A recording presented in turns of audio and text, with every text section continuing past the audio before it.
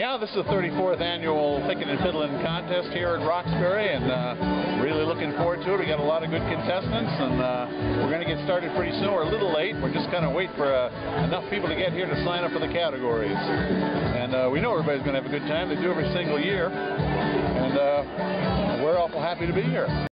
We'll see fiddles, of course, in 2 different categories. We'll see mandolins, guitars, and banjos, and then we'll probably even see a harmonica or 2 in the bands.